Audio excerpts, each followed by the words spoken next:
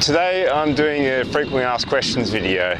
So I asked on Facebook probably 3 or 4 weeks ago what questions you had for me, and I'm finally getting around to it now. So this is going to be a combination of those questions and some other common questions people have been asking me for the past month or so. Where did you get the idea to do this from? Probably about first time I really thought about this, so you kick your soccer ball, was maybe 10 years ago when I first started running. There's a guy called Larry Macon who was in his 60s, and he had the world record then for most marathons run in 1 year. It was 105. So now it's over 270. But yeah, back then I thought, well, if this old guy can do that, maybe I can do something similar. But I never really seriously thought about doing something like that until maybe 5 years ago, when I came up with this idea of, you know, why do over 100 marathons to get one world record when you can do 52 marathons and aim for 52 different records. So yeah, in the end I finally ended up doing it this year and going for it. Which race are you looking forward to the most? That's tough to tell because I don't really have my schedule confirmed yet, and I don't really know a lot about some of the races because I'm missing a lot of the major ones just because I have to fit them in wherever I can. But I'm not sure if I'm going to do this, but if I do it, the midnight marathon in Norway, it's in Tromsø. So obviously that far north in the middle of summer, there's pretty much no darkness at all. So I think it starts at midnight and yeah, it goes throughout the night, but it's actually daylight. So that seems like a pretty interesting one. So if I do it, yeah, that'll be a really cool one to do. But I might get surprised, like Crevel Corre, my second marathon, just a small marathon in a village in Italy.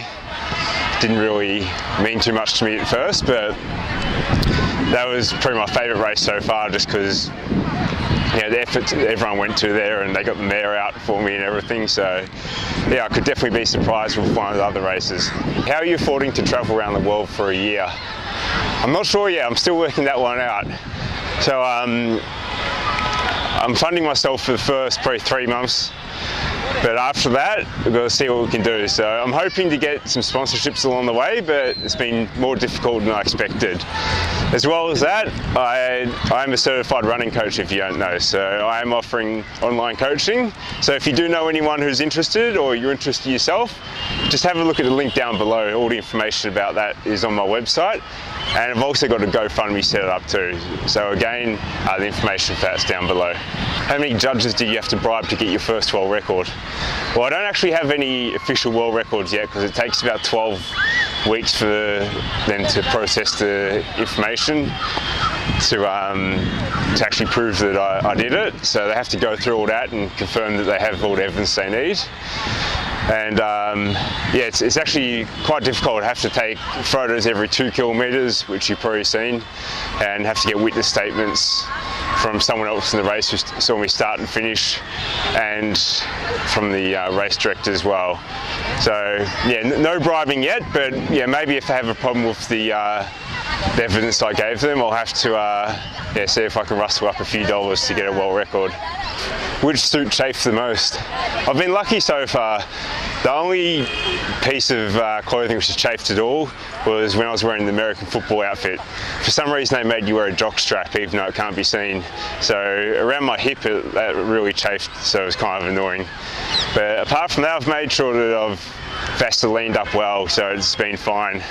But overall, the most annoying outfit I've worn was the flippers for sure. There's no chafing, but my heels are still sore from that, just like pounding into the concrete every step, so that was difficult.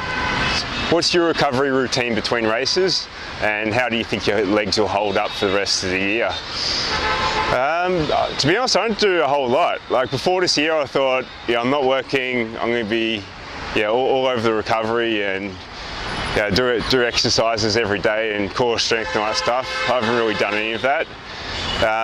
Main thing I do a bit of foam rolling and using a stick, which is pretty much like a rolling pin for your legs, just to loosen up the muscles. So I try and do that.